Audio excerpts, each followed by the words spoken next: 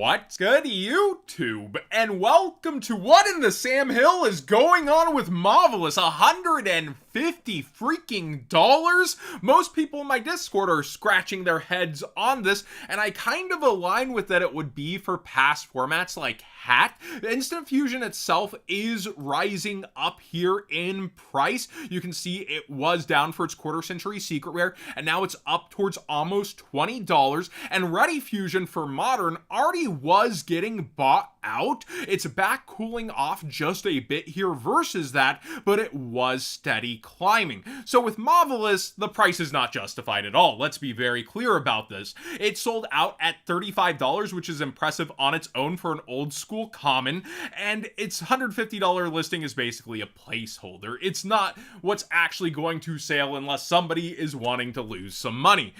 I think with this one, past formats more likely, or people were looking at both these cards trending up and went and looked around for different things that could end up being summoned off of them. But if there is a different reason, does it somehow mesh with the MST deck, or does it actually end up doing something? Let me know, but I still can't think that it's going to end up triple digits for this common. And hopefully Konami looks around and sees, oh yeah, we forgot one of those fusions while we were reprinting all of them, and takes care of it. On a side note, Ultimate Rare Instant Fusion, although the graph says it is up, is actually down towards one of its low points of all time, around $58, $60 versus most of its lifespan. You can see here that just recently it was going towards 75 and 70. So having that option of quarter century secret rare has made really nice looking cards like that come down and kind of given some optimal times to get them. Although again, we've had that discussion, a lot of people are pulling back from OTS ultis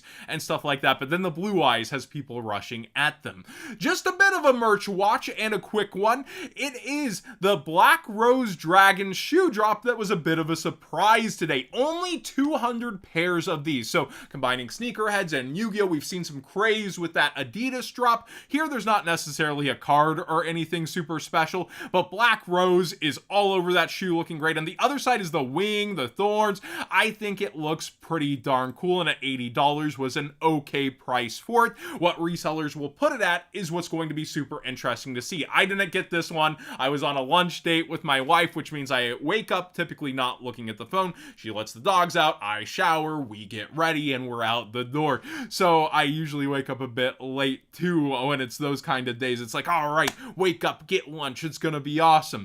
When it comes down to this, definitely missed it though, and I kind of want a pair at size either 11.5 or 12.5, but I heard 11.5 was gone like instantly and everything else was gone in 30 minutes.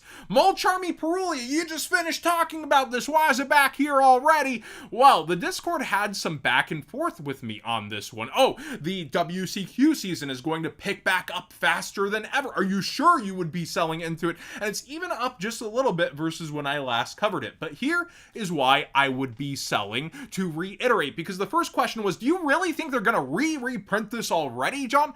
Absolutely, historically, that should be happening. But Konami can do whatever Konami wants. They can stray from the path of what they've been doing. I'll say, though, historically, Triple Tactics Thrust, shorted in Maze of Millennia. Oh, there it is in the 10s, and then reprinted in Bonanza. Here's Lightning Storm. It was also in King's Court. World premiere set, same kind of set. And what's happening with it? Oh, it got reprinted in both a 10 and Mavens and a Rarity collection. They tend to start reprinting a card like that into the ground after making it more desirable once again by having a very short pull rate on said card. And even with that, you can see where this is starting to go up even more. The mulcharmy meowls, which is still in many decks, is going nothing but down right now in anticipation for reprint season. To be fair, this one hasn't been reprinted yet and the others have, so it's more on the chopping block to be expected for that.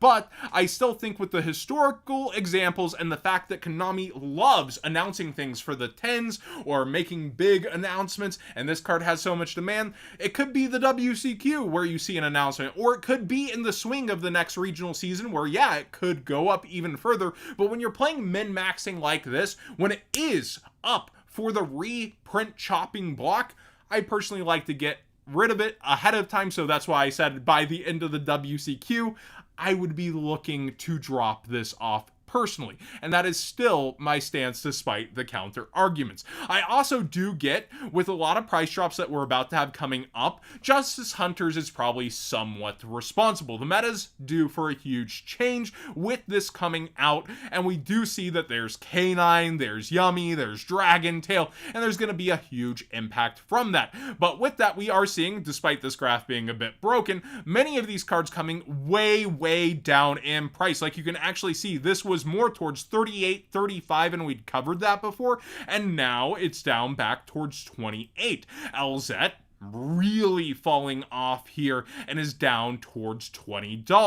Fiendsmith Tracked, even remember that being expensive and everybody crying about it, which to be fair, it was a piece left behind. It is now half of that price at around $40 pre-WCQ. And then 7th Tachyon, which is still in many topping decks, is all the way down towards $27 without necessarily being on the reprint chopping block. These are all super interesting movements within the market, combined with meows going down too, and it does show a bit of that shows over mentality online where the WCQ is lined up. Most people have their cards fourth, and the next clearing metagame, reprint seasons, ban lists are starting to already get on people's minds, even though the event hasn't happened. On the online world, that's kind of what's happening. Once it's round one in that room, though, at the WCQ, that's when the vendors also go, shows over, and it might be a bit hard to end up moving certain mulcharmies in the room, but we'll have to wait and see, because the regional season will pick up right after, and what announcements happen there are a mystery still until Konami does them. Mystical Space Typhoon Quarter Century Secret Rare is dropping back down pretty hard off of its hype. While it was 13 and 20 is a bit of a spike from that, people were spending $37 plus, and now it's just dropping back towards 20. So, lesson learned, sometimes don't buy into the hype, while other times there's going to be a double down, triple down buyout and people going crazy. This one definitely was too much memes into dollars. MST finally negates overhyped for sure, and we see it readily available at a much cheaper price than its initial buyout.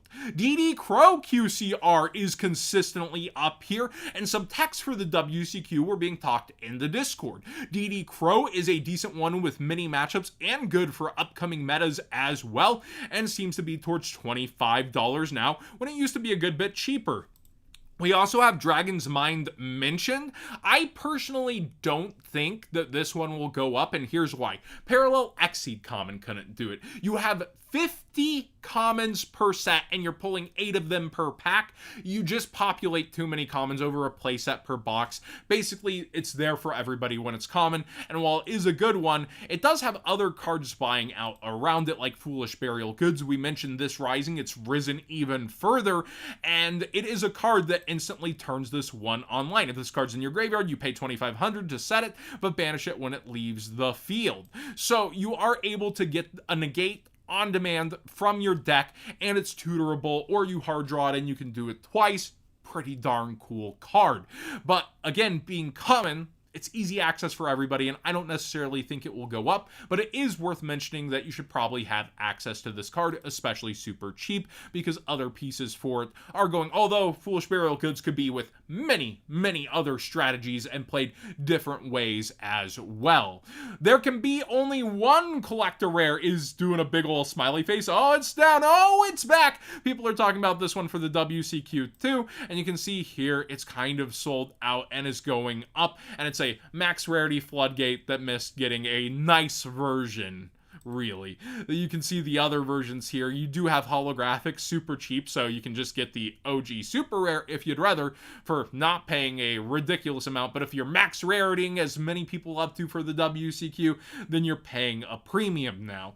Archlord Christia QCR is something we covered as it was going up and still is towards 90, but the first edition OG, which is super hard to get near mint, these were damaged out of the pack in SOVR. As I've mentioned a few times, it is way up there if you're looking for a near mint as well. I think with this one, it is something to note that, like, it's really hard to get near mint. Like, that does change things about the hunt and the iconicness, but both being so up over time is interesting in that conversation of where does the old school Yu-Gi-Oh end for people, and most people in the last video said Synchro era is the line. Xyz isn't going to be old school even though it's over a decade old. And I think that I kind of agree. I think that kind of 2010s, 2011, maybe that's kind of where old school draws the line. And then Synchro still had people quitting, right? Like, oh, this is too fast, this is too much, I'm out, Dark Armed, oh my gosh, which was pre-Synchro 2, but then combined with Teledad became one of the decks people hated. I think that's kind of where old school Yu-Gi-Oh is around. And then if you're getting into Xyz, you're towards the Yugi Zoomer, as we used to joke about them, the people that got in thanks to Utopia, number collectors, that kind of stuff. I do think that's a bit of a fresher take throughout Yu-Gi-Oh's history if we're splitting it into two. I think that this goes towards that old school side of the line, and with that, a first ed OG does draw a lot more people in than a modern reprint that is still getting bought out at this point that a lot of people speculated would, and it's actually still under those initial estimates. Remember, people said the 120, 150, and I really did think it would be like $100 one in here, yet here we are, its a buyout is still under that. Abyssphere Ultra Rare, not Ulti, because I know the picture is wrong on TCG Player with the listing. It is up towards $30 here. This one's very interesting to me. Is this for past format? Modern, let me know if it's getting teched, but I would think it's for past format for this specific one, but hey, maybe it is. And definitely for past format, Temperance of Prophecy is going up in price. This is what I always felt like was underestimated a good degree, and it's a pretty hard card to get. Like, first edition at 20 seems ridiculous, but I always thought it should be like 12 to 14. So be aware, this one on its buyout mode too, as people are looking at different past formats after the Time Wizard time travel changes, and it's still causing a lot of hype into the market. Thanks for watching today's Market Watch. Please subscribe if you haven't already. Give this video a thumbs up if you enjoy these more in-depth discussions and hops around. And I did keep the merch watch short for you all because there are other things to cover. But I got a long weekend, gonna be playing Pokemon Go Fest, and also a quick shout out on merch. Criterion is half off this weekend, which means if you've been hunting that Godzilla 4K Blu-ray, it is the cheapest it probably will be unless you're buying secondhand at $25, which is still a lot for a 4K disc. Most new ones are, but for Criterion, the MSRP is $50, so $25 is a decent deal on that kind of label that is more exclusive, high quality, and I went ahead and got my copy. So Godzilla Collector inside of me had to shout that one out. The sales Barnes & Noble, as well as Amazon currently matching right now if you can't get out to shop. Thanks for watching, everybody.